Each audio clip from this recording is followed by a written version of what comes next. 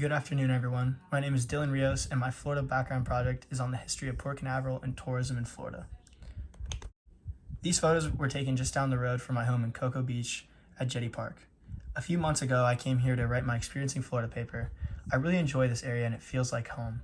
The jetty was built in 1966 to protect the coast from harmful wake left by some of the massive ships entering and exiting the port. The jetty can be seen in the bottom right picture. There are huge cargo ships, fishing boats, and even Navy submarines that come in and out of here on a daily basis.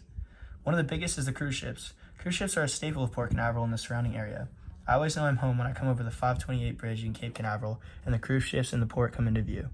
The cruise industry is vital to Florida's economy, but many criticize the tourism industry as a surface-level view that doesn't represent real Florida stories. First, I want to cover in depth the cruise industry in Florida and the effect on local communities and the effect of tourism as a whole. Port Canaveral has not always been the tourist hotspot that it is today. Tourism has thrived in the area for some time now, but the roots of Cocoa Beach and Cape Canaveral are connected to something else entirely. Cocoa Beach was first inhabited by freed slaves after the Civil War, but was left relatively undeveloped until 1925, when it became a city, which can be seen in the top left photo. Even in the 1920s, Cape Canaveral and Cocoa Beach were merely a dot on the map. Port Canaveral was only first dedicated in 1953 to commercial fishing. When Kennedy established a space program in Cape Canaveral, the area really started to boom. A motel in 1958 dedicated to the space program can be seen in the center picture. Even though the roots of the area start with the space program, the area thrives on different types of tourism. Surprisingly enough, the first cruises went out of Port Canaveral in the 1970s, when tourism started to pick up in Central Florida due to things like amusement parks.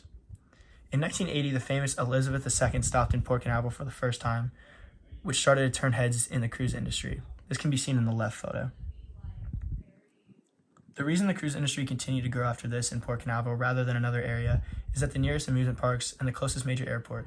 In the early 1980s, the first cruise terminals were built in Port Canaveral and the industry took off. The first cruise terminal can be seen in the center picture.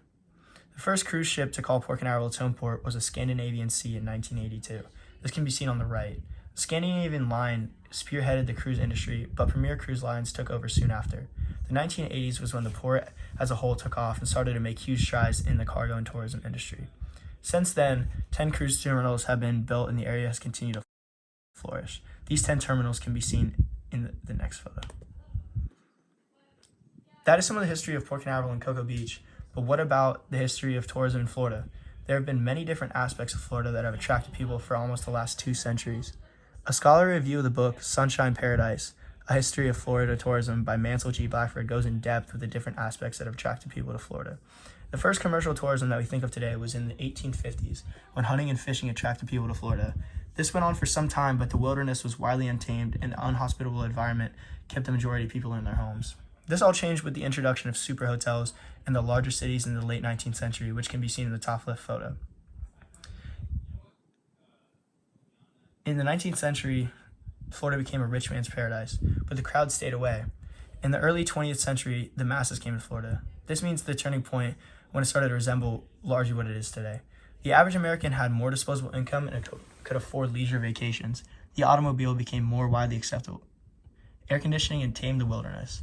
The shift changed in the culture of Florida. It was no longer like the rest of the South and became its own place.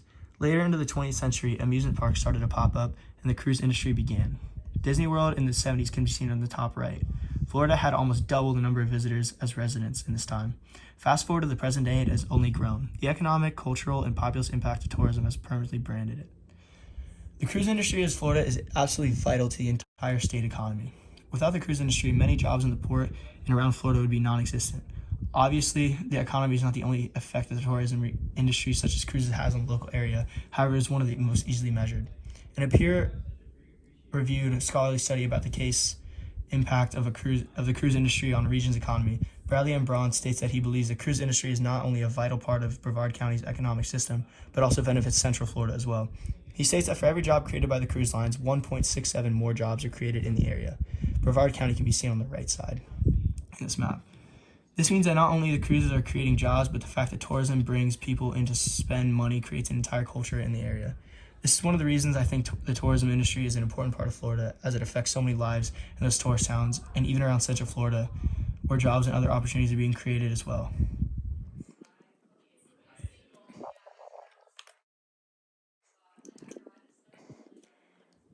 I'm here on these beaches stretch all around Florida and are one of the staples of tourism. The beaches, resorts, non-indigenous palm trees are the postcard version of Florida.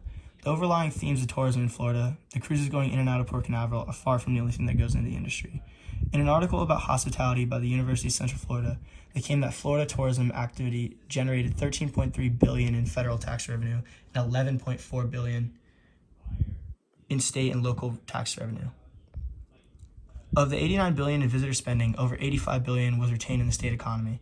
It is important to note that the vast majority of the revenue earned from tourism stayed in the Florida economy as well. To put into perspective how important tourism is to the economy and government revenue in Florida, TD, an economic website, conducted a study and found that 6% of Florida's domestic product, 14% of employment, and 15% of revenue from sales tax comes from the tourism industry. A blow to any of those would be absolutely devastating, and the laws and culture of Florida are built around it.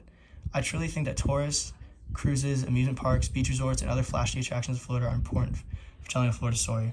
The industry has so many indirect effects on the well-being of people and around the state that don't even live in tourist areas.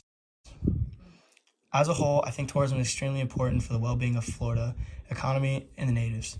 There's much more to Florida than the postcard wonderland is marketed as. The diverse history of Port Canaveral and Cocoa Beach is one of just the many stories around Florida. Thank you for watching.